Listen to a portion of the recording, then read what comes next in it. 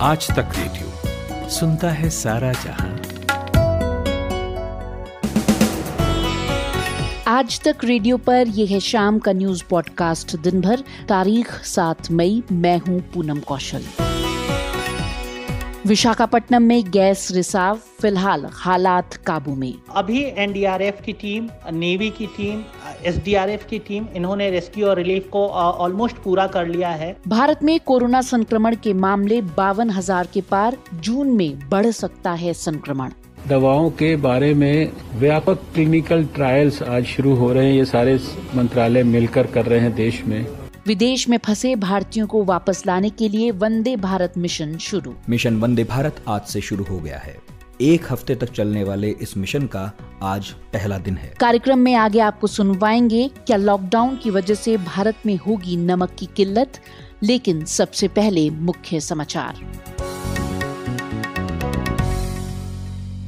मुख्य खबरों के साथ मैं आनंद श्रीवास्तव। आंध्र प्रदेश के विशाखापट्टनम में एक केमिकल फैक्ट्री से जहरीली गैस रिसने से 11 लोगों की मौत हो गई है। 300 से अधिक लोगों की हालत गंभीर है। स्थानीय प्रशासन और नेवी ने फैक्ट्री के पास के 5 गांवों को खाली करा लिया है। इस जहरीली गैस के कारण फैक्ट्री के 3 किलोमीटर के इलाके प्रभावित हैं। ये घटना आर वेंकटपुरम में विशाखा एलजी पॉलीमर कारखाने से आज सुबह स्टायरीन गैस के रिसाव से हुई। शुरुआती जांच रिपोर्ट में पता चला है कि गैस वाल्व में दिक्कत के कारण हादसा हुआ। राज्य सरकार ने हादसे के कारण जान गंवाने पर लोगों के परिजनों को 1-1 करोड़ रुपए का मुआवजा देने की घोषणा की है। पीड़ितों को 10-10 लाख रुपए और डिस्चार्ज किए जा चुके लोगों को 1-1 लाख रुपए की सहायता राशि मिलेगी। स्थिति की गंभीरता को देखते हुए प्रधानमंत्री नरेंद्र मोदी ने गृह मंत्रालय और एनडीएमए के अधिकारियों के साथ एक बैठक की। बैठक में प्रधानमंत्री ने अधिकारियों से हर स्थिति की जानकारी ली। पिछले 24 घंटे में भारत में करीब 3,500 नए मामले आने से देश में कोरोना मरीजों का आंकड़ा 52,000 को पार कर गया है। स्वास्थ्य मंत्रालय की ओर से जारी नए आंकड़ों के अनुसार कुल पॉजिटिव मामले 52,952 हो गए हैं। इनमें से 1,783 लोगों की मौत हो चुकी है, जबकि 15,267 लोग ठीक हो गए हैं। पिछले 3 दिनों में संक्रमण बढ़ने की रफ्तार सबसे तेज है। बुद्ध पूर्णिमा के अवसर पर आयोजित एक वर्चुअल कार्यक्रम में प्रधानमंत्री नरेंद्र मोदी सहित दुनिया के कई नेताओं ने कोरोना वॉरियर्स को उनके अनुपम योगदान के लिए सलाम किया। पीएम मोदी ने कहा कि भारत बिना स्वार्थ के साथ इस समय दुनिया के साथ खड़ा है। हमें अपने साथ साथ अपने परिवार, आसपास की सुरक्षा करनी होगी। संकट के समय में हर किसी की मदद करना ही सबका धर्म है। आज सुबह आंध्र प्रदेश के विशाखापट्टनम में, जिसे वाइजैक के नाम से भी जाना जाता है, एक केमिकल फैक्ट्री से गैस रिसाव हो गया। इस हादसे में 11 लोग मारे गए हैं और करीब 300 प्रभावित हुए हैं। राहत और बचाव कार्य की कमान एनडीआरएफ ने संभाली है। एनडीआरएफ की एक विशेष टीम भी वाइजैक पहुंची। अधिक जानकारी के लिए अब से कुछ देर पहले मैंने बात की आंध्र प्रदेश में एनडीआरएफ के कमांडेंट जाहिद खान से। सर, अभी सिचुएशन कैसी है? अभी सिचुएशन फैक्ट्री में नॉर्मल है और जो उसका स्प्लेज जो है, जो गैस का लीकेज है, वो बहुत कम हो गया है। लगभग 1% भी नहीं बचा होगा। 99% बंद हो चुका है और वो जो स्टोरेज टैंक था उसमें वो लगातार पानी डाल रहे हैं और जैसे जैसे टेम्परेचर कम होते जा रहा है उसका निकलने का वो स्पीड भी कम हो रहा है। सर, अभी सबसे बड़ा चैलेंज आपके सामने क्या आ रहा है वहाँ पर? अभी तो जितना जो स्प्रेड होना था वो ऑलरेडी स्प्रेड हो चुका है। तो मेन चैलेंज है जितने लोग भी इवैक्यूएशन किए गए हैं और जो जिनको इंजरी हुई है उनको सही तरीके से इलाज किया जाए और वो ऑलरेडी चल रहा है। सर, कितनी यूनिट्स डिप्लॉय की हैं आपने अपनी वहाँ पर? एनडीआरएफ की वहाँ पर एक ही यूनिट है विशाखापट्टनम में एक्चुअली, वो यूनिट पूरी डिप्लॉय हुई है। कंटेनमेंट एरिया कितना बड़ा है सर? वो लगभग 3 किलोमीटर का है अराउंड। और सर, कितने लोग प्रभावित हुए हैं इससे? इसमें लगभग 1,000 लोग प्रभावित हुए हैं। सर, आपकी तरफ से कितने लोगों को रेस्क्यू किया गया है? एनडीआरएफ की तरफ से लगभग 30 से 40 लोगों को रेस्क्यू किया गया, जिनमें से पुलिस वाले भी थे जो अंदर की साइड में थे, तो उनको भी रेस्क्यू किया गया। बाकी जो काफी जो पर्सनल है, सुबह जब ये गैस लीक हुई तो काफी लोग तो खुद ही निकल गए, सेल्फ रेस्क्यूड कर लिए। उसके बाद फिर फायर सर्विसेज सबसे पहले पहुंच गई क्योंकि वो वहीं पर है, स्टेशन है, तो उन्होंने काफी लोगों को रेस्क्यू किया। सर, गैस लीक से निपटने के लिए आपकी क्या तैयारी रहती है? गैस लीक से निपटने के लिए जो हमारे पास एक CBRN एक्सपर्ट टीम होती है, तो केमिकल एक्सपर्ट टीम, तो उसमें ऑलरेडी हमारे पास में सूट्स होते हैं और हमारे पास में ऑक्सीजन सिलेंडर होते हैं, सेल्फ ब्रीदिंग ऑक्सीजन सिलेंडर होते हैं। उसके साथ में हम लोग इन केमिकल लीकेज में जा सकते हैं। सर, पता चला है कि किस वजह से ये लीकेज हुआ? नहीं, इसका रीजन तो हमारे ख्याल से डायरेक्टर ऑफ फैक्ट्रीज ही बता सकते हैं, लेकिन हमको ये पता है कि वो स्टोरेज करते थे उसके अंदर में दैट केमिकल को, और आज वो लोग उसको इंस्पेक्शन कर रहे थे क्योंकि लॉकडाउन हटा था, इसी बीच में वो लीक हो गया। सर, कौन सी गैस बताई जा रही है ये गैस का नाम है, ये स्टाइरिन है, स्टाइरिन। क्या हम ये कह सकते हैं कि एक बहुत बड़ी त्रासदी टल गई? बिल्कुल बिल्कुल, बहुत बड़ी त्रासदी टल गई है, क्योंकि एक तो ये इन्होंने फैक्ट्री वालों ने सायरन भी बजाया था और इसके साथ में फायर सर्विस, एनडीआरएफ और अन्य पुलिस फोर्सेस स्पीडी काम किया है, डीएम ने भी बहुत तेजी से काम किया है, इवैक्यूएशन जल्दी हो गया। और साथ ही साथ जो फैक्ट्रीज के जो इंजीनियर्स थे उन्होंने भी अच्छा काम किया है। इस लीकेज को चाहे जैसे भी हुआ हो, लीकेज को बहुत जल्दी बंद किया है इन्होंने। क्योंकि सर, भोपाल का तो हम सभी जानते हैं। बिल्कुल बिल्कुल, अगर लीकेज को जल्दी बंद नहीं किया जाता तो ये बहुत ज्यादा दिक्कत हो जाती है। सर, अभी सिचुएशन कैसी है? लोगों के बीच में डर का माहौल होगा? नहीं, अब तो बाहर की तरह बिल्कुल नॉर्मल है। अभी जो कुछ जिनको भी हुआ था वो हॉस्पिटल में ऑलरेडी है और उनका इलाज चल रहा है। अभी वैसे कोई भय का कोई वातावरण नहीं। और सर, हॉस्पिटल में प्रॉपर इलाज मिल रहा है? मतलब ठीक है सारे पेशेंट? जी हाँ, बिल्कुल प्रॉपर इलाज मिल रहा है। उनको सबको जिनको जरूरत है ऑक्सीजन सिलेंडर की, उनको ऑक्सीजन लगाया गया है, वेंटिलेटर पे लगाया गया है।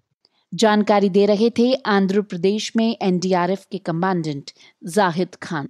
वहीं इस हादसे की वजह से पूरे दिन दिल्ली से लेकर आंध्र प्रदेश तक अफरा तफरी मची रही। सुनिए नितिन ठाकुर की ये रिपोर्ट। किसी ने नहीं सोचा था कि आज सुबह आंध्र प्रदेश के विशाखापट्टनम में सड़कों पर दिल दहलाने वाला दृश्य दिखेगा, जहां तहां लोग होश खोने के बाद गिरे हुए थे। उनमें से कई की जान जा चुकी थी और कई सांस लेने के लिए संघर्ष कर रहे थे। दरअसल रात करीब 2:30 बजे एलजी पॉलीमर कंपनी में जहरीली स्टारिन गैस का रिसाव हो गया। देखते ही देखते फैक्ट्री के आसपास 3 किलोमीटर के दायरे में लोगों ने सांस लेने में तकलीफ महसूस की। पहले किसी को समझ नहीं आया कि माजरा क्या है, मगर जैसे ही पता चला कि ये गैस रिसाव है, इलाके में भगदड़ मच गई। बताया जा रहा है कि हादसे के वक्त फैक्ट्री के प्लांट में करीब 2000 लोग मौजूद थे। जैसे ही उनकी सांसें उखड़नी शुरू हुई, उन्होंने भी बदहवासी में भागना शुरू किया। गैस का प्रभाव सबसे ज्यादा बूढ़ों और बच्चों पर दिखा। हैदराबाद से आज तक संवाददाता आशीष पांडे ज्यादा जानकारी दे रहे हैं।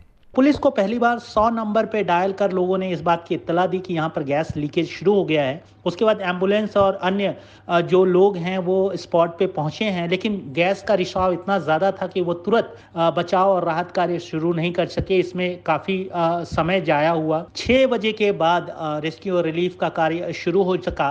अभी एनडीआरएफ की टीम, नेवी की टीम, एसडीआरएफ की टीम, इन्होंने रेस्क्यू और रिलीफ को ऑलमोस्ट पूरा कर लिया है। करीब 1000 लोग डायरेक्टली इस गैस रिसाव के प्रभाव में आए हैं, जिनको अलग अलग अस्पतालों में, सरकारी और गैर सरकारी अस्पतालों में इलाजरत कराया गया है। वो लोग एडमिटेड हैं विशाखापट्टनम के अलग अलग अस्पतालों में। मुख्यमंत्री वाईएस जगनमोहन रेड्डी वो खुद विशाखापट्टनम पहुंच चुके हैं। उन्होंने राहत और बचाव कार्य का खुद जायजा लिया है। वहां पर उन्होंने ये जो एलजी पॉलीमर कंपनी है उसके प्रतिनिधि मंडल से भी मुलाकात की है। उसके अलावा जो एडमिनिस्ट्रेशन के लोग हैं उनके साथ भी गहन विचार विमर्श किया है। खबर लिखे जाने तक गैस से मरने वालों का आंकड़ा 11 पहुंच चुका था। वहीं 300 लोगों की हालत गंभीर है। इलाके के आसपास सारे अस्पताल गैस पीड़ितों से भरे हुए हैं। जैसे ही मदद की गुहार लगाई गई, एनडीआरएफ और एसडीआरएफ ने रेस्क्यू ऑपरेशन चलाया। 3000 से ज्यादा लोगों को उनके घरों से दूर भेजा गया। कई मौके ऐसे आए जब घरों के दरवाजे तोड़कर लोगों को बाहर निकाला गया। एनडीआरएफ के महानिदेशक एसएन प्रधान बता रहे हैं। विशाखापट्टनम का जो घटना है वो गैस लीक की घटना है और वो स्टाइरिन गैस लीकेज की घटना है, जो कि एक प्लास्टिक का रॉ मटेरियल है प्लास्टिक फैक्ट्री के लिए।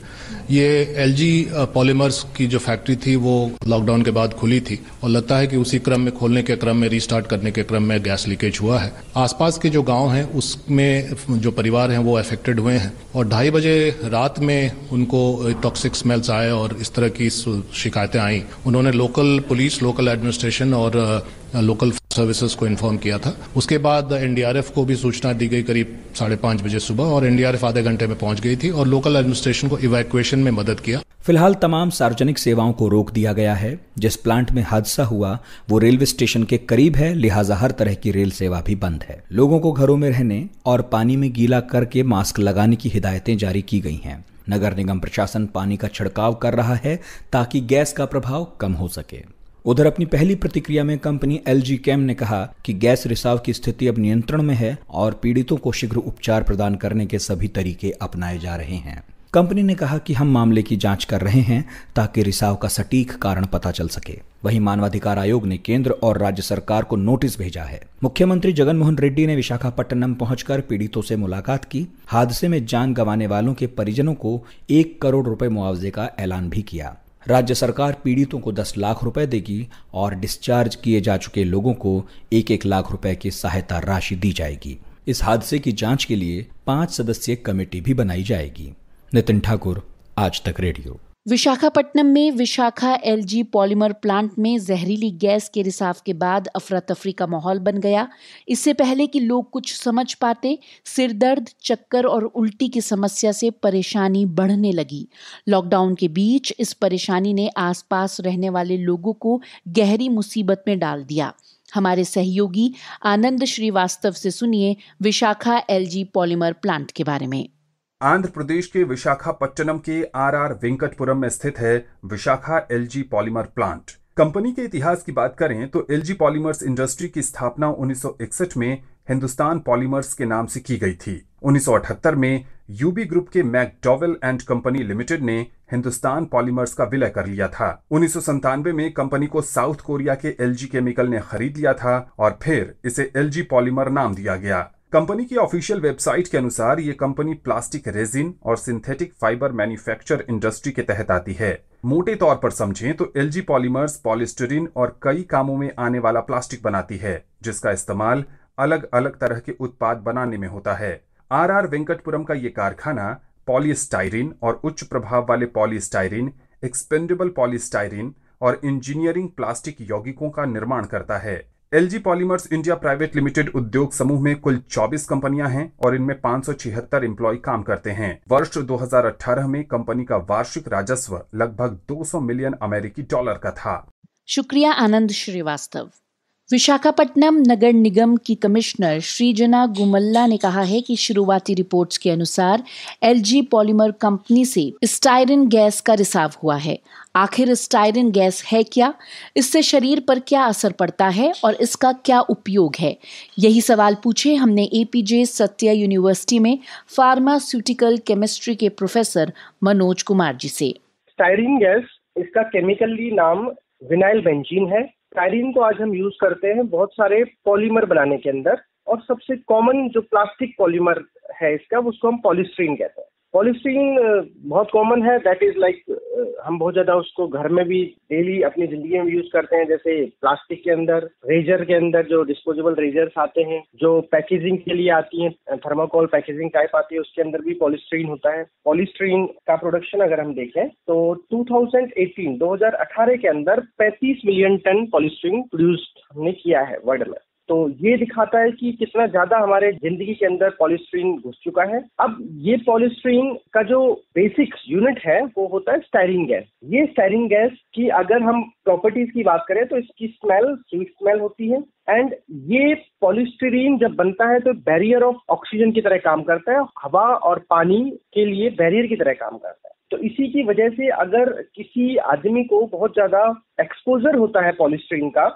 या स्टाइरिन गैस का, तो उसको सबसे ज्यादा पहले दिक्कत होती है रेस्पिरेटरी प्रॉब्लम।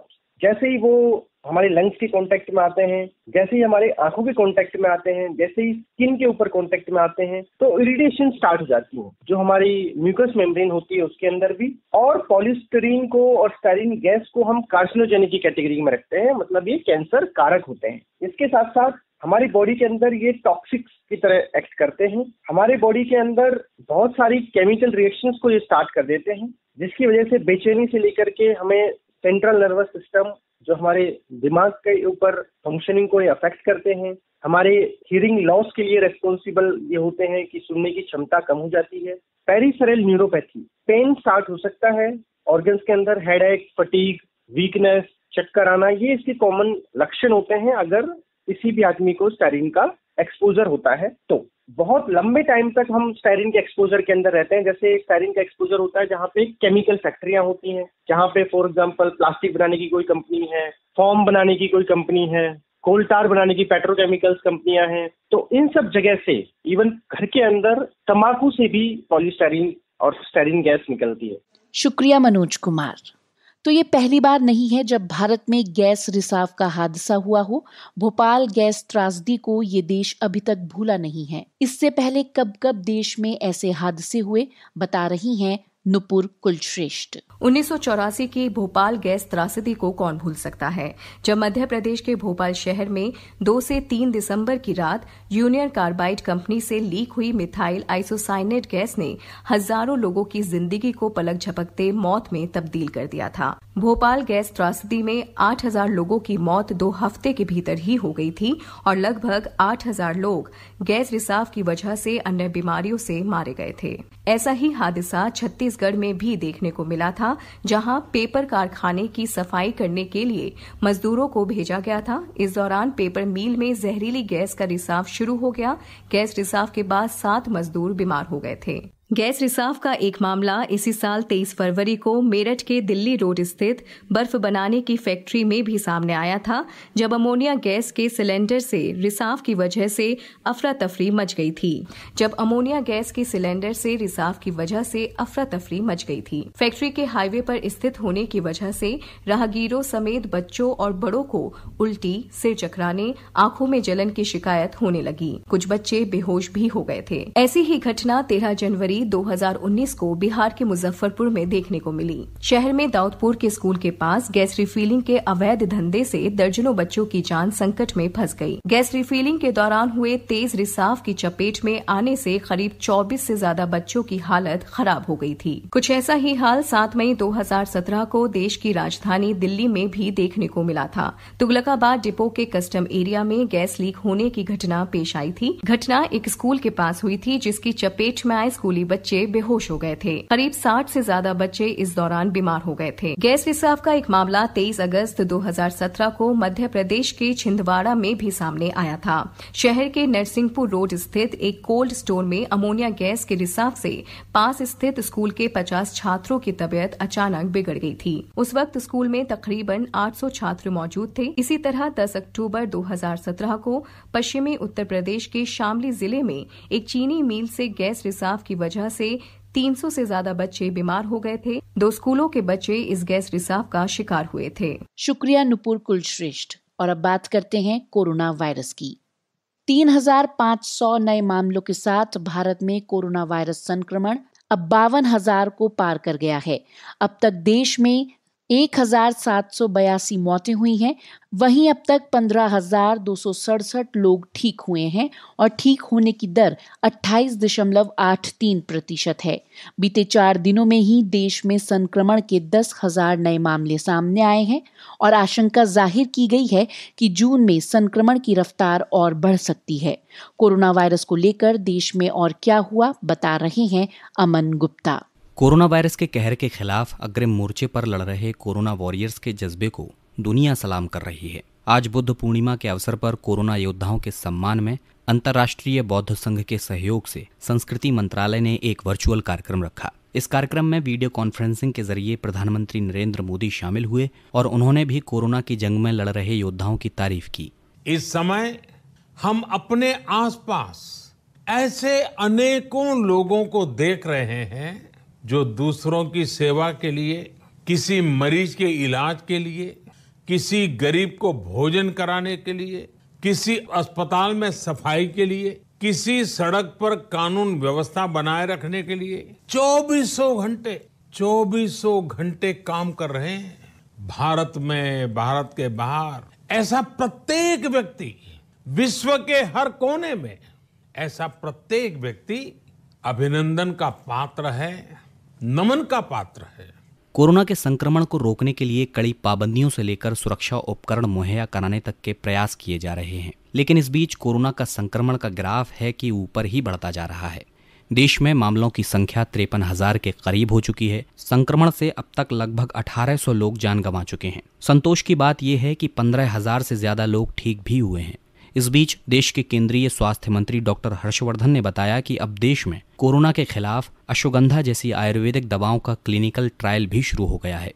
जिस प्रकार से कोविड-19 के प्रति सारे दुनिया में एक प्रकार की जंग छिड़ी हुई है और उसके कारण सारी दुनिया तकलीफ में है, ऐसे में भारत में एक ऐतिहासिक काम शुरू हुआ है। भारत का आयुष मंत्रालय, भारत का स्वास्थ्य मंत्रालय, भारत के विज्ञान और प्रौद्योगिकी मंत्रालय के अंतर्गत CSIR और इन तीनों संस्थाओं को मिलाकर इनको ICMR के टेक्निकल सपोर्ट के साथ आयुष की कुछ दवाइयां जैसे अश्वगंधा है, यष्टि मधु है या गुडुचि पिपाली है या आयुष 64 है, ये दवाओं के बारे में व्यापक क्लिनिकल ट्रायल्स आज शुरू हो रहे हैं। ये सारे मंत्रालय मिलकर कर रहे हैं देश में। उन लोगों के ऊपर जो हेल्थ वर्कर्स हैं, हाई रिस्क एरियाज में काम कर रहे हैं, या समाज के अंदर वो लोग जो कोविड-19 के मरीजों के संपर्क में हैं, उसके कारण हाई रिस्क हैं, उन सबके ऊपर प्रोफाइलेक्सिस की दृष्टि से दवाइयों का क्या रोल हो सकता है, या इन दवाइयों का कोविड बीमारी के खिलाफ लड़ने में क्या योगदान हो सकता है। वहीं महाराष्ट्र में हालात बेकाबू होते जा रहे हैं। यहाँ 36 में से 34 जिलों में संक्रमण पहुंच चुका है। कुल मामले 16,000 से ज्यादा हैं। मुंबई के पुलिस कमिश्नर परमबीर सिंह ने अब तक मुंबई के अंदर पुलिस के 250 जवानों में कोरोना संक्रमण की पुष्टि की है। उधर गुजरात में कोरोना वायरस के संक्रमितों का आंकड़ा बढ़कर 6,500 के पार पहुंच चुका है। यहाँ कुल 33 में से 19 जिले कोविड-19 की चपेट में हैं। राज्य भर में बीते रोज 380 नए मरीजों का पता चला है। वहीं देश की राजधानी दिल्ली से समाचार ये है कि यहाँ बीते रोज 428 कोरोना के मामले सामने आए हैं। अब यहाँ 5,500 के आसपास मामले हैं। दिल्ली के स्वास्थ्य मंत्री सत्येंद्र जैन का कहना है कि कोरोना अभी और बहुत समय तक रहने वाला है और इसके साथ ही जीना सीखना होगा। तो ये जो कोरोना है ये तो अभी बहुत समय तक रहने वाला है। ऐसा नहीं है कि कोरोना कहते हैं ये लगता है कि 1-2 महीने में खत्म हो जाएगा। We have to learn to live with corona. तो कोरोना के लिए देखिएगा इतना सारा कुछ किया गया, वो इसलिए कि एकदम से किसी को पहले आइडिया ही नहीं था कि किस तरह से ये वायरस बिहेव करता है, कैसे काम करता है। कोरोना संकट के बीच प्रवासी श्रमिकों, कामगारों और जगह जगह फंसे हुए लोगों की घर वापसी जारी है। उत्तर प्रदेश में 7 लाख कामगार वापस आ चुके हैं। मुख्यमंत्री योगी आदित्यनाथ ने अधिकारियों को लौटे श्रमिकों के साथ संवेदनशील व्यवहार करने के निर्देश दिए हैं। उधर महाराष्ट्र के मनमाड स्थित गुरुद्वारे में लॉकडाउन की वजह से फंसे 130 सिख श्रद्धालुओं को बसों के जरिए पंजाब भेजा गया है। विदेशों से भी लोगों को निकालने का काम शुरू हो गया है। वंदे भारत मिशन के तहत एयर इंडिया एक्सप्रेस की फ्लाइट गुरुवार को कोच्चि एयरपोर्ट से अबू धाबी के लिए रवाना हुई। वहीं ILS जलश्व मालदीव के माले बंदरगाह पर पहुंच गया है। नौसेना के इस जहाज को ऑपरेशन समुद्र सेतु के तहत लॉकडाउन की वजह से फंसे भारतीयों को लाने के लिए भेजा गया है। अमन गुप्ता, आज तक रेडियो। जानकारी दे रहे थे अमन गुप्ता। वहीं कोरोना वायरस से निपटने की दिशा में 2 चीजों की रफ्तार बहुत अहम है। एक, लोगों के ठीक होने की दर, जिसे रिकवरी रेट कहते हैं। केरल में रिकवरी रेट बेहतर हुआ है। दिल्ली, राजस्थान, मध्य प्रदेश, उत्तर प्रदेश और जम्मू कश्मीर में भी रिकवरी रेट में कुछ सुधार हुआ है। और दूसरी है नए मरीजों की संख्या। इस मामले में फिलहाल कोई राहत की खबर नहीं है। संक्रमण की रफ्तार चिंताजनक तेजी से बढ़ रही है। स्वास्थ्य मंत्रालय में संयुक्त सचिव लव अग्रवाल ने 2 दिन पहले कहा था कि भारत में कोरोना वायरस का कर्व रिलेटिवली फ्लैट हो गया है, यानी कि अपेक्षाकृत रूप से स्थिर हुआ है। लेकिन आंकड़े कुछ और ही कहते हैं। हमारे सहयोगी कुलदीप मिश्र ने बात की आंकड़ों का अध्ययन करने वाले इंडिया टुडे की डेटा इंटेलिजेंस यूनिट के एसोसिएट एडिटर दीपू राय से और पूछा कि नीति आयोग ने 23 अप्रैल को ये अनुमान लगाया था कि मई के मध्य तक कोरोना वायरस का ग्राफ नीचे आने लगेगा, लेकिन ये अनुमान भी हकीकत से किस तरह दूर नजर आ रहा है। 23 अप्रैल को नीति आयोग के एक सदस्य हैं, वीके पॉल नाम है, उन्होंने एक अनुमान लगाया कि जो नए केसेस हैं वो 16 मई तक जाते जाते 0 हो जाएंगे। रही बात अनुमान की कितना दूर है, ये एक इस तरह का अनुमान था जो ऐसा लगता है कि बहुत ही आर्बिट्री किस्म का था।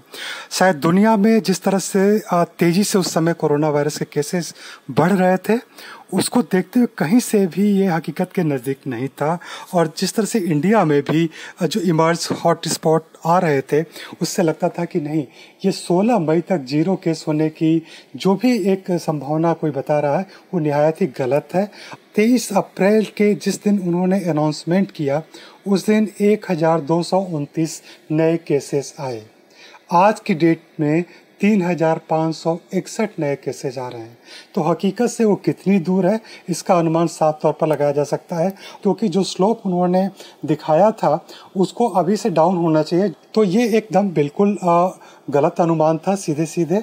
जी दीपू, डबलिंग रेट को लेकर सरकार का दावा था कि पिछले महीने के मुकाबले वो बेहतर हुआ है, लेकिन पहले बात जो थी वो सैकड़ों मरीजों की थी। अब ये डबलिंग रेट हम हज़ारों की संख्या में बात कर रहे हैं और प्रोजेक्शन है कि बहुत जल्द संक्रमितों की संख्या 1 लाख के पार हो जाएगी। तो डबलिंग रेट की इस धारणा को क्या आप हमें आसानी से समझा सकते हैं कि असल स्थिति क्या है? ये सही बात है कि सरकार शुरुआत में बोल रही थी कि जो केसेस डबल होने थे उसमें जो समय का अनुमान उसने लगाया था वो काफ़ी ज़्यादा हो रहा है। लिहाजा एक अच्छा संकेत है कि कोरोना का जो संक्रमण है वो थोड़ा कम हो रहा है। लेकिन अभी जब ये बात सामने आ रही है कि जिस तरह से नए केसेज आ रहे हैं, 3,500 आज सुबह आए नए केसेस, और जो लेस रिकवरी है उसके अनुमान से ये डबल होने की जो समय अवधि है वो कम होती जाएगी धीरे धीरे।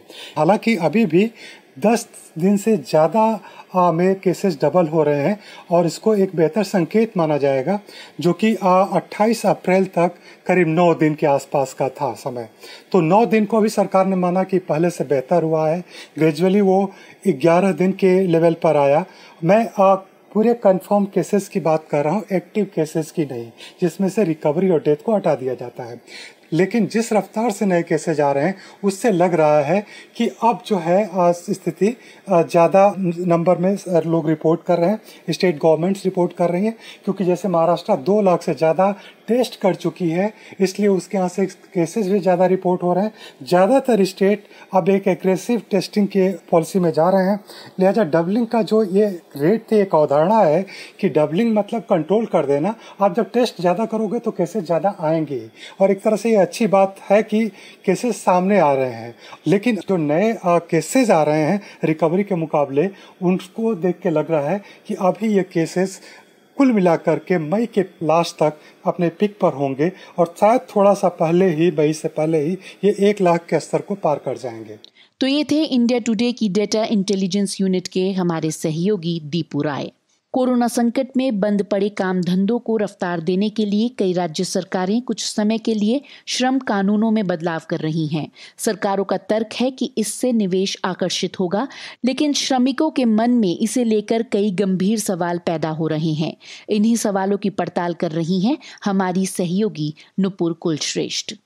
उद्योग जगत कोरोना महामारी की मार झेल रहा है। ऐसे में सरकार के सामने दोहरी चुनौती है कि वो उद्योगों को बंद न होने दे और साथ ही इनमें काम कर रहे मजदूरों की नौकरी भी बनी रहे। उत्तर प्रदेश समेत कई राज्यों की सरकारें श्रम कानूनों में बदलाव करके इस समस्या का समाधान करने की कोशिशों में जुटी हैं। हालांकि श्रम कानूनों में छूट कुछ सालों के लिए ही है। मसलन उत्तर प्रदेश सरकार ने श्रम अधिनियम में 3 साल तक की छूट दी है। फिलहाल उत्तर प्रदेश में 38 श्रम कानून लागू हैं। 3 सालों तक किसी भी उद्योग के खिलाफ लेबर डिपार्टमेंट एनफोर्समेंट नियम के तहत कार्रवाई नहीं की जाएगी। यूपी के श्रम मंत्री स्वामी प्रसाद मौर्य ने बताया कि प्रवासी श्रमिकों को प्रदेश में काम मिले और फैक्ट्रियां खुलें, इसके लिए कानून में ढील दी गई है, लेकिन मजदूरों के बुनियादी हितों की रक्षा, बंधुआ मजदूरी और भवन निर्माण से जुड़े कानून या वेतन अधिनियम बने रहेंगे। मध्य प्रदेश सरकार ने भी अपने श्रम कानूनों में बदलाव किया है। कोरोना महामारी के दौरान राज्य में उद्योग स्थापित करने वाले उद्यमियों पर 1000 दिनों तक कोई भी लेबर लॉ लागू नहीं होंगे। यहाँ भी मजदूरों को मिलने वाले न्यूनतम वेतन में कोई बदलाव नहीं किया गया है। कुछ ऐसे ही बदलाव महाराष्ट्र सरकार कर रही है, जिसमें मजदूरों के काम करने की अवधि 8 घंटों से 12 घंटे करने पर विचार हो रहा है। इसी विषय पर दिल्ली हाईकोर्ट के अधिवक्ता और लेबर लॉ विशेषज्ञ सुमन ठाकुर से हमने बात की और जाना कि कौन से ऐसे बदलाव हैं जो अभी सरकारें लेबर लॉ में करना चाह रही हैं। देखिए नुपुर जी, सरकार के सामने जो सबसे बड़ी चुनौती अभी है वो रोजगार मुहैया करवाना है लोगों को, और रोजगार तभी मुहैया हो पाएगा जब उद्योग धंधे चलते रहेंगे। इसलिए सरकार श्रम कानूनों में बदलाव करना चाह रही है, उनमें ढील देना चाह रही है। होता यह है कि किसी भी उद्यमी को जब वो अपना उद्योग स्थापित करता है, अपनी फैक्ट्री लगाता है, तो उसे बहुत सारे कंप्लायंसेस होते हैं जो कि उसे पूरे करने होते हैं।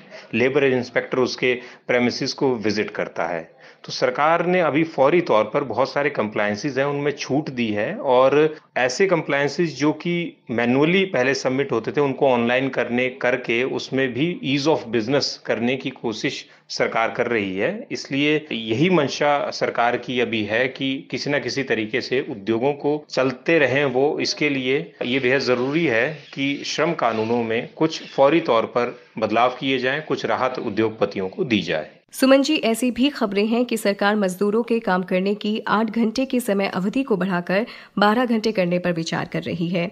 आप इसे कितना सही कदम मानते हैं? ऐसी खबर भी आई है कि जो शिफ्ट है मजदूरों की उसे 8 घंटे से 12 घंटे करने पर विचार किया जा रहा है ताकि निवेश बढ़ाया जा सके, जो बाहर की कंपनियां वो यहाँ निवेश करें, इसलिए इस समय अवधि को बढ़ाया जाए। इस पर्टिकुलर इशू पर मैं डिसएग्री करता हूँ। उसका कारण ये है कि 8 घंटे से जब आप 12 घंटे किसी श्रमिक का टाइम करेंगे तो वो जो 4 एक्स्ट्रा घंटे हैं उस दौरान आप किसी और व्यक्ति को रोजगार दे सकते हैं।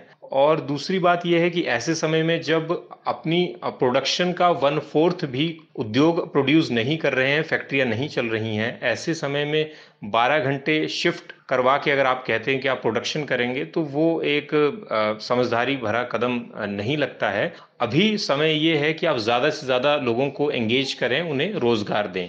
तो इस विषय पर मैं सहमत नहीं हूँ। कोरोना से जितना नुकसान हुआ उतना हुआ, लेकिन अब मौका आगे बढ़ने का है। विशेषज्ञों का मानना है कि संकट के खत्म होते ही पूरी दुनिया में कारोबारी तौर तरीके बदलेंगे। ऐसे में श्रम कानून को नए ढंग से परिभाषित किए जाने की मांग हो रही है, लेकिन विरोध करने वालों को चिंता है कि कहीं इस बदलाव का सारा नुकसान श्रमिकों के हिस्से न आ जाए। आप सुन रहे थे हमारी सहयोगी नुपुर कुलश्रेष्ठ की रिपोर्ट। और अब बात करते हैं विदेश में फंसे भारतीयों की, जिनकी घर वापसी के लिए मिशन वंदे भारत आज से शुरू हो गया है। 1 हफ्ते तक चलने वाले इस मिशन का आज पहला दिन है, जिसमें आबू धाबी और दुबई से भारतीयों की घर वापसी हो रही है। ज्यादा जानकारी दे रहे हैं नितिन ठाकुर। मिशन वंदे भारत आज से शुरू हो गया है। 1 हफ्ते तक चलने वाले इस मिशन का आज पहला दिन है। आज एयर इंडिया एक्सप्रेस का पहला विमान दोपहर 3 बजे कोच्चि से अबू धाबी पहुंचा। भारतीय राजदूत पवन कपूर ने इस दौरान एयरपोर्ट पर कोच्चि जाने वाले यात्रियों से बातचीत की। जो भारतीय नागरिक लौट रहे हैं उनमें ज्यादातर केरल से हैं। विमान रात 9:40 पर 177 लोगों को भारत लेकर आएगा। कोच्चि के एक सरकारी अस्पताल में 4 पायलट समेत एयरलाइन के 12 कर्मचारियों को PPE और संक्रमण नियंत्रण नियमों का पालन करने का प्रशिक्षण दिया गया है। विमानों के परिचालन से पहले और गंतव्य स्थल पर पहुंचने के बाद उसे सैनिटाइज करने के लिए एयरपोर्ट अथॉरिटी ने केंद्रीय भंडारण निगम से करार किया है। वहीं एयर इंडिया एक्सप्रेस का एक और विमान कोझिकोड हवाई अड्डे से दोपहर 1:20 पर रवाना हुआ। ये शाम 5 बजे दुबई हवाई अड्डे से उड़ा और रात 10:30 बजे भारत में लैंड करेगा। बताया जा रहा है कि 5 दिनों में 2000 लोग 13 विमानों में बैठकर स्वदेश वापसी करेंगे। इस दौरान हवाई अड्डे पर थर्मल जांच से लेकर बाद में उनके क्वारंटीन तक सारी व्यवस्था की गई है। इसके अलावा नौसेना के 2 जहाज मंगलवार को ही मालदीव के लिए रवाना हो चुके थे। केंद्र सरकार 7 मई से 13 मई तक खाड़ी देशों सिंगापुर, अमेरिका और ब्रिटेन में फंसे नागरिकों के लिए 64 विमानों का संचालन कर रही है। इस पूरे मिशन को वंदे भारत नाम दिया गया है। 30 साल बाद अपने नागरिकों को विदेश से लाने वाला ये सबसे बड़ा अभियान है। नितिन ठाकुर, आज तक रेडियो। शुक्रिया नितिन ठाकुर। अमेरिका में कोरोना वायरस के विरुद्ध रणनीति तैयार करने के लिए राष्ट्रपति डोनाल्ड ट्रंप ने 22 विशेषज्ञों पर आधारित एक टास्क फोर्स का गठन किया था। फिर अभी 2 दिन पहले उन्होंने कहा कि वो अपने टास्क फोर्स को भंग कर रहे हैं और अब फिर से उन्होंने कहा है कि टास्क फोर्स बदस्तूर अपना काम करता रहेगा। तो आखिर ये मामला है क्या, बता रहे हैं परवेज आलम अपनी इस रिपोर्ट में।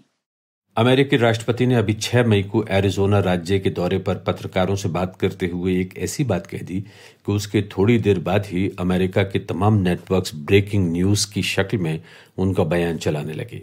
उन्होंने कहा, उपराष्ट्रपति माइक पेंस और कोरोना से लड़ाई के लिए बनाई गई टास्क फोर्स दोनों ने बहुत ही शानदार काम किया है, लेकिन अब वक्त आ गया है कि कुछ जरा मुख्तलिफ किया जाए, और वो मुख्तलिफ ये है कि सेफ्टी भी हो और अमेरिका खुल भी जाए।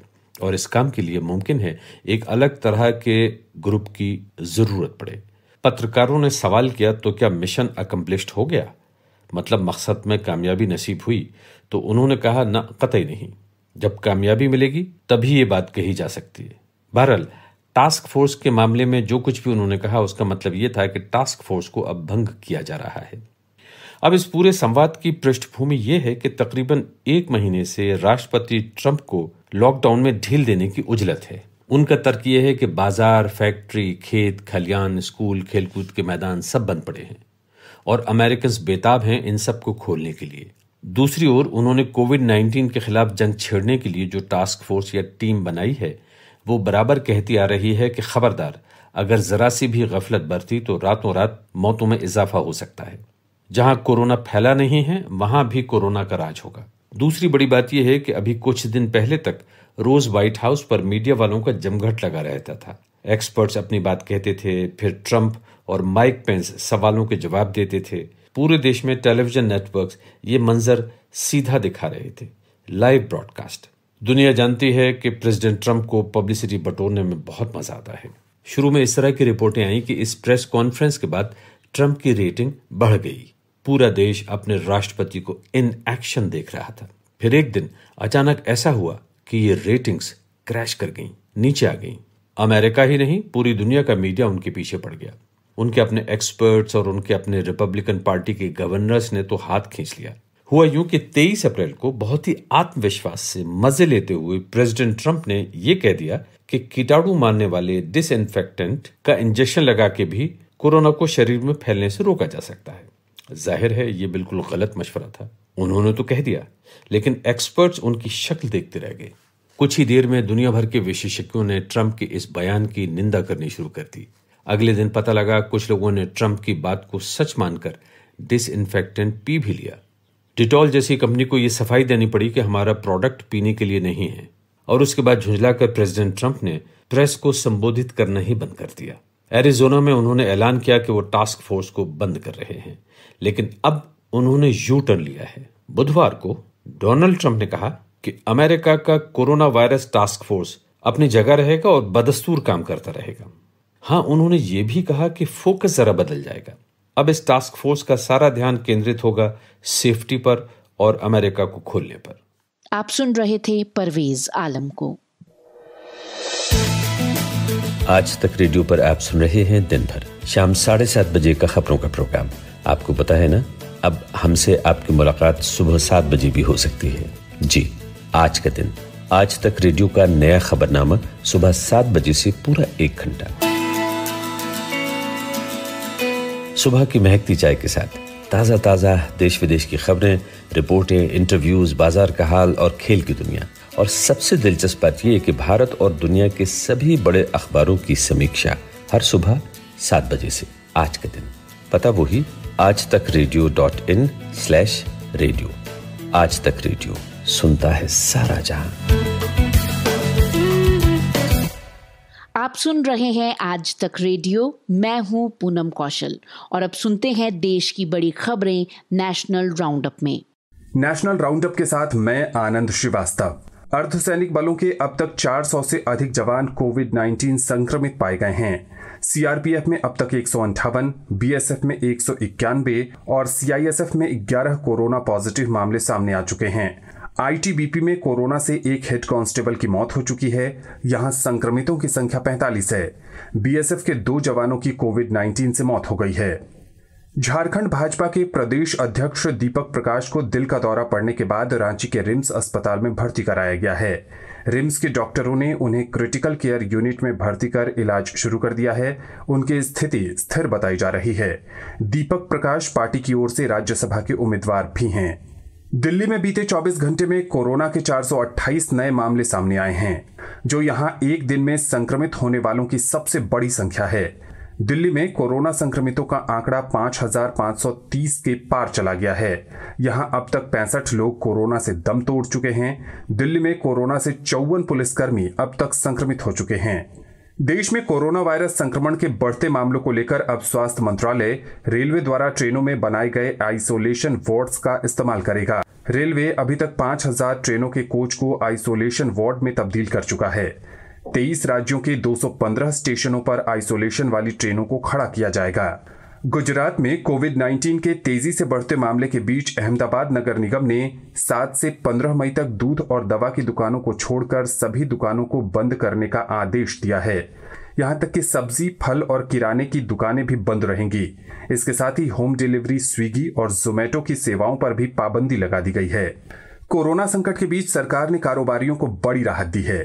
केंद्रीय अप्रत्यक्ष कर और सीमा शुल्क बोर्ड CBIC ने वित्त वर्ष 2018-19 की वार्षिक GST रिटर्न दाखिल करने और उसके मिलान के लिए समय सीमा को 30 सितंबर 2020 तक बढ़ा दिया है। इसके साथ ही CBIC ने 24 मार्च को अथवा इससे पहले लिए गए ई-वे बिलों की वैलिडिटी को भी बढ़ा दिया है। खाने में अगर नमक कम या ज्यादा हो तो स्वाद बिगड़ जाता है। खाने का जायका नमक से ही है। कुछ मीडिया रिपोर्ट्स में कहा गया है कि आने वाले महीनों में देश में नमक की किल्लत हो सकती है। क्या लॉकडाउन की वजह से नमक उत्पादन प्रभावित हुआ है? यही समझने के लिए मैंने बात की इंडियन सॉल्ट मैन्युफैक्चरिंग एसोसिएशन के अध्यक्ष भरत रावल से और सबसे पहले यही पूछा कि क्या आने वाले दिनों में हमारी रसोई से नमक गायब हो जाएगा? हमारा इंडिया में जो कंजम्पशन है वो खाने में 90 लाख टन चाहिए। 100 लाख टन सॉल्ट जो है वो हमको इंडस्ट्री में चाहिए, बराबर है। तो खाने का नमक अपने को चाहिए हर महीने 7.5 लाख और हर महीने इंडस्ट्री में चाहिए अपने को 8.5 लाख टन। तो 7.5 और 8.5 दोनों मिला के 16 लाख टन सॉल्ट अपने को चाहिए हर महीने इंडिया में खाने का और इंडस्ट्री का, बराबर। और उतना ही 100 लाख टन एक्सपोर्ट है। सब मिला के हमारी रिक्वायरमेंट हो गई 24.5 माने 25 लाख टन। अब हमारा प्रोडक्शन जो है वो होता है साल का 360 लाख टन, 30 लाख टन हर महीने का। तो डिमांड सप्लाई तो क्लियर हो गई। अब मैं आता हूँ लॉकडाउन के कारण। देखो ये थोड़ा ट्रिकी मामला है। नमक की जो सीजन है वो मिड ऑफ अक्टूबर से मिड ऑफ जून तक रहती है। It is a seasonal industry, okay. अब मान लो अक्टूबर से 15 जून तक अगर होती है और ये साल पे अपन आ जाए, मान लो 15 जून को रेगुलर बारिश आ जाएगी, ऐसा मान लेते हैं, और हम मान लो 22 या 25 मार्च को हम लॉकडाउन की सिचुएशन में थे, तो हमारे पास 75 डेज बचे नमक बनाने के लिए, बराबर है। अब 75 डेज नमक बनाने के लिए बचे और जो 25 मार्च को जो स्टॉक था वो दो महीने का स्टॉक था मान लो, और 2 महीने में स्टॉक यूज हो जाएगा और 2 महीने का नया प्रोडक्शन आ जाए तो अगले अक्टूबर तक कोई प्रॉब्लम नहीं आएगी। सर, लॉकडाउन की वजह से नमक उत्पादन किस तरह से प्रभावित? लॉकडाउन की वजह से नमक उत्पादन जो है, मान लो 100% हम पालन करते हैं तो नमक हार्वेस्ट नहीं होगा, लेकिन नमक बनना तो कंटिन्यू रहेगा क्यारे में। नमक जब क्यारे में बनना शुरू हो जाता है तो मान लो 6 इंच का लेयर नमक प्रेसिपिटेट हुआ है, अगर 1 महीना हम नहीं करेंगे तो 6 इंच वाला 8 इंच हो जाएगा। बट नमक बनने की प्रक्रिया चालू है। लॉकडाउन में बंद क्या रहता है? हार्वेस्टिंग, माने नमक को कल्टीवेट करके बाहर निकालने का मान लो नहीं रहता है। तो लेकिन वो तो ऑलरेडी जो नमक पड़ा है वो तो कहीं जाएगा नहीं। इसलिए ये शॉर्टेज का एक्चुअली क्या है, वो हैवॉक वाला न्यूज नहीं है। हमको अलर्ट रहना चाहिए। हमारा कहना है कि सॉल्ट इज एसेंशियल कमोडिटी, इसलिए उसकी कंटिन्यूटी रहनी चाहिए। सर, क्या नमक उद्योग में काम करने वाले मजदूर भी वापस गए हैं? सबसे पहले तो ये जान लो कि आज से 20 साल पहले ये सेक्टर में 70% लेबर से होता था और 30% मशीन से होता था। अब day by day, year by year अब इतना माने मॉडिफिकेशन हुआ है कि अब नमक जो है वो 70% मैकेनाइज प्रोडक्शन होता है और 30% जो है वो लेबर से है। और जो लेबर है वो ट्रेडिशनल लेबर है, माने जहां पे वो काम करते हैं वहीं आजू बाजू के गांव में बस चुके हैं। जैसे मैं आपको बताऊं, 30 लाख टन नमक लिटर रण ऑफ कच्छ में बनता है, तो वो जो रण में जो लोग जाते हैं अगरियास, वो रण के किनारे के गांव में ही सब बसते हैं। ऐसा नहीं है कि कोई बिहार से आया, कोई यूपी से आया और नमक में दहाड़ी कर रहा है। आप सुन रहे थे इंडियन सॉल्ट मैन्युफैक्चरिंग एसोसिएशन के अध्यक्ष भरत रावल जी को। सोशल मीडिया हमारी जिंदगी का अहम हिस्सा बन गया है और कई मायनों में हमारी जिंदगी को प्रभावित भी कर रहा है। हमें यहाँ अपने दोस्तों, रिश्तेदारों के अलावा देश दुनिया के बारे में सूचनाएं और खबरें मिलती हैं, लेकिन इसका एक दूसरा पहलू ये भी है कि सोशल मीडिया के माध्यम से ही फेक न्यूज़ हम तक पहुँचती है और हमारी सोच और नज़रिए को प्रभावित करती है। अब फेसबुक ने फेक न्यूज़ को रोकने के लिए एक बड़ा कदम उठाया है। कंपनी ने अपनी निगरानी के लिए एक स्वतंत्र बोर्ड का गठन किया है जो फेक न्यूज़, हेट स्पीच और हरसमेंट कंटेंट पर नजर रखेगा। इस बारे में अधिक जानकारी दे रहे हैं आजतक.com पर तकनीकी खबरों पर नजर रख रहे संवाददाता मुंजीर अहमद। फेसबुक पर काफी समय से ऐसे आरोप लगते आए हैं कि कंपनी कई बार ऐसे पोस्ट को अपने प्लेटफॉर्म से नहीं हटाती जिसे फेसबुक पर नहीं रहना चाहिए, जो काफी कंट्रोवर्शियल होता है, या फिर कई मायने में वो ऐसा नहीं होता है जिसे पब्लिकली अवेलेबल होना चाहिए। इसके लिए कंपनी ने एक इंडिपेंडेंट बोर्ड का ऐलान किया है जिसे फेसबुक का सुप्रीम कोर्ट भी कहा जा रहा है। शुरुआत में इसमें 16 मेंबर्स रखे जाएंगे जिसे बाद में बढ़ाकर 40 तक किया जा सकता है। खास बात यह है कि कंपनी ने कहा है कि इस बोर्ड के पास ये पावर होगी कि अगर फेसबुक के सीईओ मार्क जकरबर्ग भी किसी पोस्ट को हटाने के लिए कहें या फिर रखने के लिए कहें तो ये बोर्ड जो है उसे बाईपास कर सकता है, वो इनकी बात मानने के लिए बाध्य नहीं होगा। इस बोर्ड में डेनमार्क के पूर्व प्रधानमंत्री से लेकर कई अटॉर्नी हैं। हालांकि ज़्यादातर जो लोग हैं इस बोर्ड में वो अमेरिका के ही हैं। कंपनी ने कहा है कि ये लोग लगभग 27 देशों में रह चुके हैं और 29 भाषाओं की समझ है। फेसबुक द्वारा बनाए गए कथित इंडिपेंडेंट बोर्ड में 4 को-चेयर होंगे। आपको बता दें कि टोटल जो 16 मेंबर होंगे शुरुआत में, उसमें जर्नलिस्ट, जजेस, डिजिटल राइट एक्टिविस्ट से लेकर गवर्नमेंट के पुराने सलाहकार भी शामिल हैं। फेसबुक ने अपने एक ब्लॉग पोस्ट में कहा है कि ये एक नए तरीके का कंटेंट मॉडरेशन को रिप्रेजेंट करता है जिसे आगे भी यूज किया जाता रहेगा। शुक्रिया मुंजीर अहमद। और अब बात बाजार की। दवा निर्माता कंपनी GlaxoSmithKline ने कहा है कि उसने हिंदुस्तान यूनिलीवर में अपनी हिस्सेदारी 3.35 अरब डॉलर में बेच दी है। वहीं इंडोनेशिया और ईरान में बढ़ी मांग के कारण भारत में चीनी के निर्यात में बढ़ोतरी हुई है। खरीदारी में बढ़ोतरी की वजह कमजोर हुए रुपए को माना जा रहा है। और आज बाजार में गिरावट रही। सेंसेक्स 242.37 और निफ्टी 71.85 अंक गिरकर बंद हुआ। बाजार में और क्या हुआ बता रहे हैं शुभम शंकरधर। भारतीय शेयर बाजार के लिए आज का कारोबारी सत्र बहुत उतार चढ़ाव वाला था। हमने देखा कि बाजार में कहीं एक तरफ डायरेक्शन नहीं दिखी। बाजार ऊपर गए, फिर नीचे आए, फिर दोबारा ऊपर, फिर दोबारा नीचे, और एक बड़े छोटे से दायरे में ही बाजार ने कई बार हरे निशान और लाल निशान में ट्रेड किया। फाइनली बाजार गिरावट के साथ बंद हुए और निफ्टी ने जो एक अहम स्तर था 9200 का, जिसके ऊपर कल क्लोजिंग दी थी, जिसके बाद बाजार में एक उम्मीदें थी कि हाँ अगर इस लेवल के ऊपर बाजार टिकता है कुछ दिन तो शायद दोबारा से 10,000 की तरफ जाने की कोशिश करेगा। लेकिन आज की जो क्लोजिंग है उस 9200 के ठीक नीचे 9199 के स्तर पर आई है। सेंसेक्स 242 अंक गिरकर करीब 0.76% गिरकर 31,433 के स्तर पर बंद हुआ। बैंकिंग शेयरों में भी आज जबरदस्त गिरावट देखने को मिली और इसके अलावा मिड कैप शेयरों में भी आज 0.5% की गिरावट थी इंडेक्स में, और इंडेक्स करीब 12,831 के स्तर पर बंद हुआ। एडवांस डिक्लाइन की बात करें तो आज बाजार में गिरने वाले शेयरों की संख्या चढ़ने वाले शेयरों से ज्यादा थी। गिरने वाले शेयरों की संख्या 892 थी, तो इसके सामने जो चढ़ने वाले शेयर थे वो करीब 662 थे। आज के सत्र में एक शेयर जिसके ऊपर लोगों की नजर थी वो यस बैंक का था। कल उम्मीद से थोड़े बेहतर नतीजे आए, यानी कि जो नुकसान था बैंक का वो ज्यादा होने की उम्मीद थी, उससे कम नुकसान हुआ, जिसकी वजह से आज यस बैंक के शेयर में करीब 10% से ज्यादा की तेजी देखने को मिली। अपर सर्किट लगा यस बैंक जैसे शेयर में जो इतने दबाव में रहा, इतने विवादों में रहा, उसके बाद भी आज के बाजार में हमने एक बार देखा कि यस बैंक के शेयर में अपर सर्किट लगता दिखा।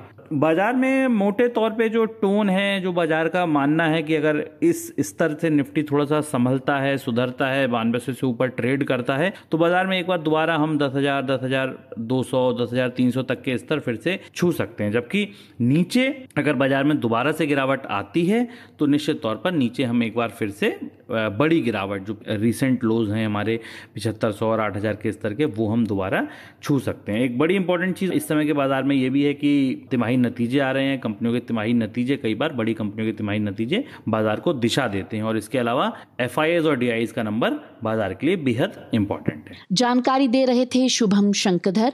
और अब सुनते हैं दुनिया की बड़ी खबरें इंटरनेशनल राउंडअप में। इंटरनेशनल राउंडअप के साथ मैं आनंद श्रीवास्तव। अमेरिकी अर्थव्यवस्था पर कोरोना महामारी का बहुत बुरा असर पड़ रहा है। अमेरिका में 2 करोड़ से ज्यादा लोगों को अपनी नौकरियां गंवानी पड़ी है। होटल सेक्टर में 86 लाख कर्मचारी बेरोजगार हो गए हैं। इसके अलावा अप्रैल महीने में ट्रेड, ट्रांसपोर्ट जैसे सेक्टर में 34 लाख कर्मचारियों की नौकरी गई है। कंस्ट्रक्शन कंपनियों ने 25 लाख कर्मचारियों को बाहर का रास्ता दिखाया है। वहीं मैन्युफैक्चरिंग कंपनियों ने 17 लाख कर्मचारियों की छंटनी की है। अमेरिका में अब तक कोरोना वायरस की वजह से 74,000 से ज्यादा लोगों की मौत हो चुकी है, जो किसी भी देश में सबसे अधिक है।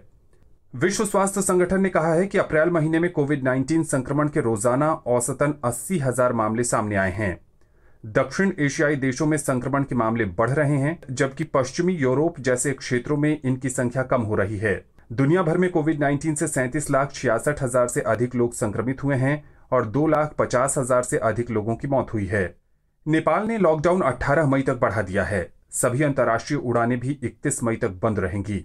नेपाल ने लॉकडाउन में किसी भी तरह की रियायत देने या इसे जोन में बांटने के प्रस्ताव को पूरी तरह खारिज कर दिया है। नेपाल में अब तक कुल 99 संक्रमण मिले हैं, 19 लोग स्वस्थ हो चुके हैं, किसी की जान अब तक नहीं गई है। खगोलीय घटनाओं में दिलचस्पी रखने वालों के लिए आज का दिन खास रहा। इस वर्ष का अंतिम सुपरमून आज शाम 4:15 पर देखा गया।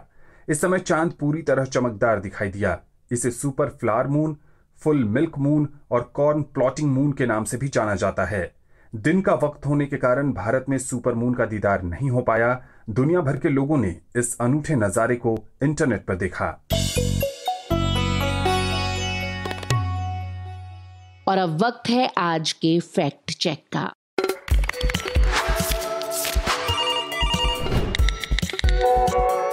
Fact check. नमस्कार, मैं हूं Balakrishna, editor fact check India Today group.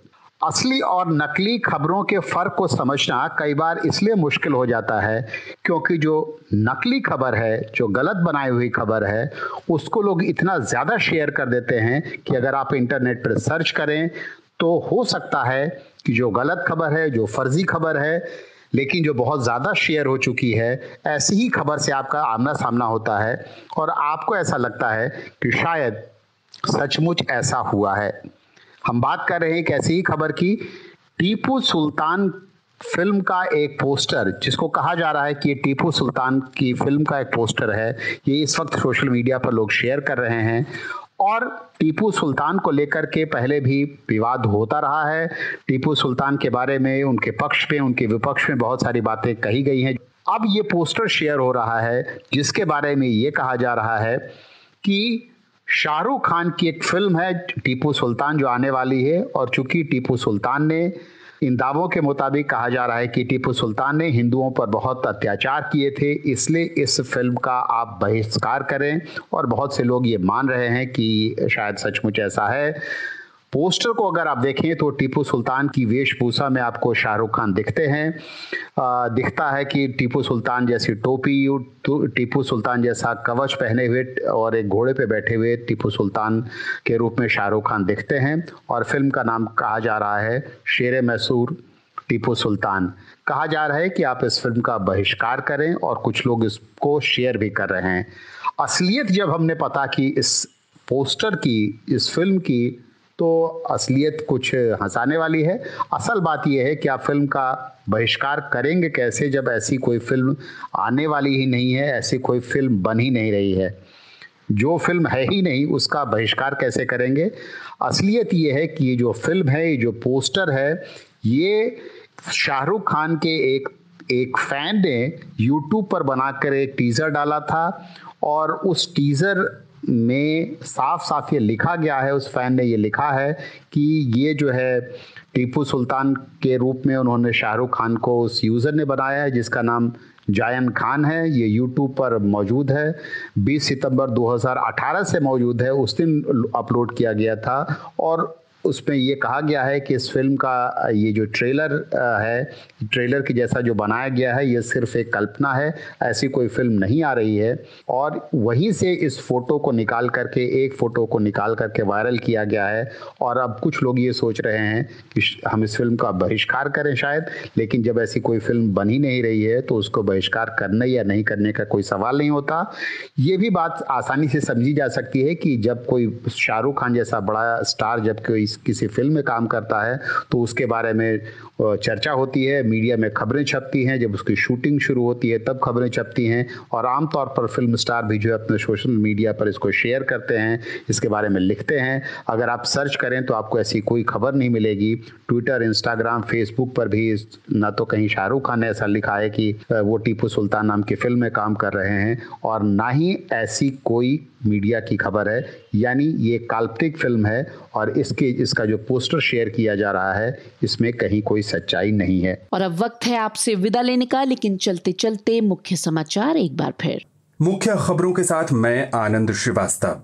Andhra Pradesh के विशाखापट्टनम में एक केमिकल फैक्ट्री से जहरीली गैस रिसने से 11 लोगों की मौत हो गई है। 300 से अधिक लोगों की हालत गंभीर है। स्थानीय प्रशासन और नेवी ने फैक्ट्री के पास के 5 गांव को खाली करा लिया है। ये घटना आर वेंकटपुरम में विशाखा एलजी पॉलीमर कारखाने से आज सुबह स्टायरीन गैस के रिसाव से हुई।